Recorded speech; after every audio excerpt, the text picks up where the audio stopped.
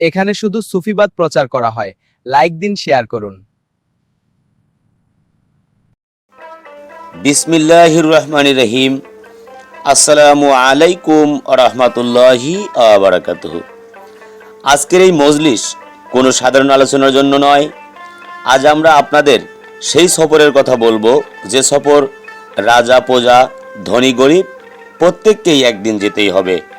সুফি সম্রাট এবং অলিয়া উলিয়াগণ তাদের কষ্ট এবং আধ্যাত্মিক সাধনার মাধ্যমে মৃত্যুর পরের জগতের যে ৪৫টি গুরুত্বপূর্ণ মজলিস বা ধাপের কথা বর্ণনা করা হয়েছে, আজ আমরা তা কোরআন, সুন্নাহ ও দলিল সহ বিস্তারিতভাবে জানব। এই আলোচনায় আপনাকে আপনার অন্তরের চোখ খুলে দেবে এবং আখেরাতের পথে হাঁটতে আপনাকে ব্যাকুল করে তুলবে। সাকরাতুল মউত বা মৃত্যুর যন্ত্রণা। মানুষের শেষ নিঃশ্বাস যখন গলায় এসে আটকে যায়, মুমিনের কাছে এটি মিলনের আনন্দ, আর গাফেলদের কাছে এটি অবর্ণনীয় কষ্ট। মালাকুল মউতের প্রকাশ। হজরত আজরাইল আলাইহিস সালামের সেই রূপ দর্শন যা মানুষের আমল অনুযায়ী নির্ধারিত হয়। রুহু কবজ ও আসমানি সফর। নেককার রুহুকে নীল রেশমি কাপড়ে জড়িয়ে আসমানে নিয়ে যাওয়া হয়, যেখানে ফেরেশতারা সুসংবাদ দেয়।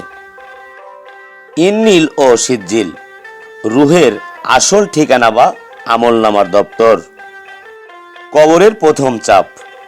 মা যেমন তার সন্তানকে পরম মমতায় জড়িয়ে ধরে, মাটি মুমিনকে তেমন ভাবে ধরে, আর পাপচারীদেরকে হাড়গোড় পিষে ফেলে। মুনকার নাকিরের সোয়াল।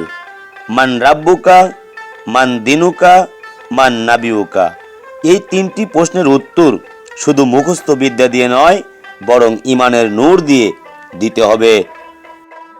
বর্জকের জগৎ।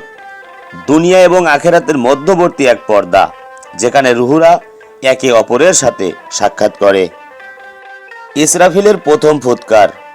গোটা মহাবিশ্ব যখন ধূলিকণার মতো উড়ে যাবে, হাসরের ময়দানে জমা হওয়া সূর্য যখন মাথার উপরে আধাত উঁচুতে থাকবে এবং মানুষ নিজের ঘামের সাগরে হাবুডুবু খাবে।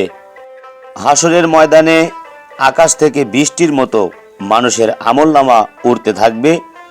মুমিনরা তা ডান হাতে পাবে এবং খুশিতে চিৎকার করে বলবে, দেখো আমার সফলতার দলিল দেখো। আর পাপচারীরা তা বাম হাতে বা পৃষ্ঠের পেছনে দিয়ে গ্রহণ করবে। আল্লাহ তাআলা যখন বান্দার মুখোমুখি হবে, কারো হিসাব হবে অত্যন্ত সহজ, যাকে বলা হয় হিসাবে ইয়াসির। আবার কারো প্রতিটি মুহূর্তের চুলচেরা বিশ্লেষণ করা হবে। মিজানের পাল্লা স্থাপন। এক বিশাল পাল্লা, যার এক পাল্লায় থাকবে আপনার নেক আমল আর অন্য পাল্লায় গুনাহ। সুফিগণ বলেন, এখানে শুধু পরিমাণ নয়, বরং ইখলাস বা নিয়তের ওজন সবচেয়ে বেশি হবে। তৃষ্ণার্ত মুমিনদের জন্য রাসূল পাক সাল্লাল্লাহু আলাইহি সাল্লাম নিজ হাতে কাউসারের পানি পান করাবেন। যে ব্যক্তি একবার এই পানি পান করবে, জান্নাতে প্রবেশের আগ পর্যন্ত সে আর তৃষ্ণার্ত হবে না। জান্নাত ও জাহান্নামের ফয়সালার আগে এক প্রচণ্ড অন্ধকার নেমে আসবে। সেদিন মানুষের নেক আমলই হবে তার চলার পথের নূর বা আলো। জাহান্নামের উপর স্থাপিত তরবারির চেয়েও ধারালো এবং চুলের চেয়েও চিকন বা সূক্ষ্ম এক সেতু। এটি পার হওয়া ছাড়া জান্নাতে যাওয়ার দ্বিতীয় কোনো রাস্তা বা পথ নেই। মানুষের ইমানের জোর অনুযায়ী কেউ বিজলির গতিতে, কেউ বাতাসের গতিতে, আবার কেউ হামাগুড়ি দিয়ে এই সেতু পার হবে। পুলসিরাতের নিচে দাঁড়িয়ে জাহান্নাম হুঙ্কার দিতে থাকবে। যারা গুনাহগার, লোহার হুক তাদের টেনে নিচে নেমে ফেলবে। যাদের নেকি এবং গুনাহ সমান হবে, তারা জান্নাত ও জাহান্নামের মাঝখানের এক প্রাচীরে অবস্থান করবে, আল্লাহর চূড়ান্ত সিদ্ধান্তের অপেক্ষায়। নবী রাসূল এবং অলিয়া উলিয়াগণ যখন আল্লাহর দরবারে গুনাহগার মুমিনদের মুক্তির জন্য সুপারিশ করবেন, যখন মুমিনরা দলে দলে জান্নাতের ৮টি দরজার সামনে পৌঁছাবে এবং ফেরেশতারা সালামুন আলাইকুম বলে তাদের সম্বর্ধনা জানাবেন। পাপচারীদের শেকল দিয়ে বেঁধে জাহান্নামের অতল গহ্বরে নিক্ষেপ করা হবে। জান্নাত ও জাহান্নামে যাওয়ার পর একটি দুম্বা জবাই করার মাধ্যমে ঘোষণা করা হবে, আজ থেকে মৃত্যু শেষ, তোমাদের জীবন অনন্তকালের। জান্নাতীদের প্রথম আপ্যায়ন করা হবে মাছের কলিজার একটি অংশ দিয়ে। জান্নাতের হীরা জহরত দিয়ে বানানো প্রসাদে মুমিনরা তাদের স্থায়ী আবাসন খুঁজে পাবে। দুনিয়াতে যারা বিচ্ছিন্ন হয়ে গিয়েছিল সেই সব প্রিয়জন এবং আত্মীয়দের সাথে জান্নাতে চিরস্থায়ী পূর্ণ মিলন। হাজার হাজার সেবক জান্নাতীদের সেবায় নিয়োজিত থাকবে। প্রতি শুক্রবার জান্নাতে এক বিশাল বাজার বসবে, যেখানে কেনাবেচা হবে না, বরং একে অপরের সাথে আধ্যাত্মিক বিনিময় হবে। জান্নাতের সকল নিয়ামত ম্লান হয়ে যাবে যখন পর্দার ওপাশ থেকে আল্লাহ তাআলা তার বান্দাদের সামনে আত্মপ্রকাশ করবেন। এই দিদারই সুফিদের মূল লক্ষ্য। যারা দুনিয়াতে খোদাপ্রেমিক ছিলেন তারা আল্লাহর আরশের কাছাকাছি আসীন হবেন। রেশম ও সোনার অলঙ্কারে সজ্জিত হয়ে মুমিনরা চিরযৌবন লাভ করবেন। জান্নাতীদের মুখে স্বয়ংক্রিয়ভাবে আল্লাহর প্রশংসা উচ্চারিত হবে, যা হবে তাদের জন্য পরম প্রশান্তি। যারা কবিরা গুনাহ করেছিল কিন্তু ঈমান ছিল, শাফায়াতের মাধ্যমে তাদের জাহান্নাম থেকে বের করে জান্নাতে আনা হবে। আমল ও রুহানি মাকাম অনুযায়ী জান্নাতের স্তর পরিবর্তন করা হবে। জান্নাতের প্রধান প্রহরী রিজওয়ান যখন ঘোষণা করবেন, আল্লাহ তোমাদের উপর চিরদিনের জন্য সন্তুষ্ট হলেন। জান্নাতে কেউ বৃদ্ধ হবে না, সবার বয়স 32 বা 33 বছরে স্থির হয়ে যাবে। জান্নাতে কোনো দুঃখ, ক্লান্তি বা অসুস্থতা থাকবে না। দুনিয়াতে ওলি আল্লাহরা যে নিগুড় রহস্য বুঝতে চেয়েছিলেন, সেখানে তা দিবালোকের মতো স্পষ্ট হয়ে যাবে। হজরত আদম আলাইহিস সালাম থেকে শুরু করে আমাদের প্রিয় নবী হজরত মুহাম্মদ সাল্লাল্লাহু আলাইহি সাল্লামের সাথে সরাসরি কথা বলার সুযোগ। দুধ, মধু, সারাবান তহুরা ও স্বচ্ছ পানির নহরগুলো প্রাসাদের নিচ দিয়ে প্রবাহিত হবে।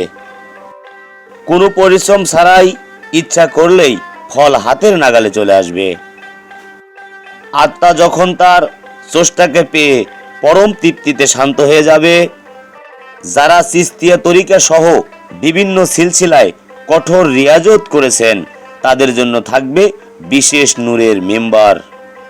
জান্নাতীদের বলা হবে, তোমরা এখানে নিরাপদে থাকো, তোমাদের আর কোনো ভয় নেই। স্বয়ং রাব্বুল আলামিন যখন বলবেন, সালামুন কাওলাম মির রব্বির রাহিম, এই সফরের কোনো শেষ নেই। এটি অনন্তকালের আনন্দ, অনন্তকালের প্রেম এবং মহান আল্লাহর পরম সান্নিধ্যে এক অসীম যাত্রা। প্রিয় দিনী ভাই ও বোনেরা, মৃত্যুর পরবর্তী যে 45টি ভয়াবহ স্টেশনের কথা আমরা শুনলাম, সেই দুর্গম পথ পাড়ি দিতে আপনার কি একজন পথ প্রদর্শকের প্রয়োজন নেই? মরুভূমিতে যেমন কম্পাস ছাড়া পথ চলা অসম্ভব, আধ্যাত্মিক জগতেও একজন কামেল পীর বা মুর্শিদ ছাড়া সঠিক গন্তব্যে পৌঁছানো দুষ্কর। আমি আপনাদের দাওয়াত দিচ্ছি, আমাদের চিশতিয়া দরবারে এসে সিলসিলার অন্তর্ভুক্ত হন, বায়াত গ্রহণ করুন। এটি কেবল একটি নিয়ম নয়, এটি হলো মহান আল্লাহ এবং তার রাসূল সাল্লাল্লাহু আলাইহি সাল্লামের সাথে প্রেমের বন্ধনে আবদ্ধ হওয়া।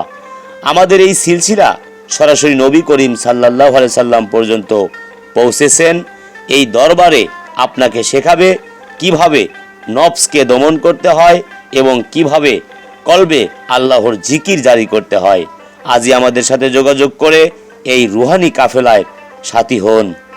একজন মুমিন হিসেবে আমাদের সবচেয়ে বড় সম্পদ হলো জ্ঞান, আর এই জ্ঞানের জগতে সূর্যের মতো উজ্জ্বল হয়ে আছে হুজ্জাতুল ইসলাম ইমাম গাজ্জালি রহমাতুল্লাহ আলাইহির বিখ্যাত কিতাব ইহউ উলুমুদ্দিন বা ধর্মীয় জ্ঞানের পূর্ণ জীবন। কেন এই বইটি আপনার সংগ্রহে থাকা জরুরি? আপনার অন্তরে যদি ইবাদতে স্বাদ না থাকে, তবে এই বইটি আপনাকে নামাজের আসল মজা শেখাবে। হিংসা, অহংকার আর দুনিয়ার লোভ কিভাবে তিলে তিলে আমাদের আমল ধ্বংস করছে তা আপনি এই বই পড়লে বুঝতে পারবেন। এটি কেবল একটি বই নয়, এটি আত্মার চিকিৎসার একটি পূর্ণাঙ্গ হাসপাতাল। বড় বড় ওলিয়া উলিয়াগণ বলেছেন, যার কোনো ওস্তাদ নেই তার ওস্তাদ ইমাম গাজ্জালি রহমাতুল্লাহ আলাইহির কিতাব।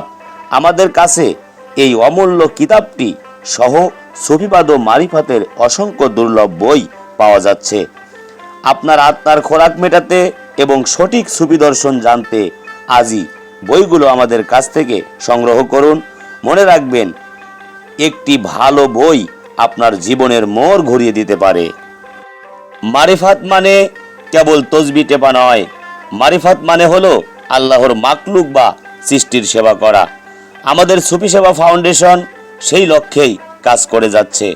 আমরা এতিম শিশুদের মুখে হাসি ফোটাতে, অসহায় বিধবাদের পাশে দাঁড়াতে এবং সমাজে সুবিধাবঞ্চিত মানুষের কলবে স্বস্তি ফেরাতে নিরলস পরিশ্রম করছি।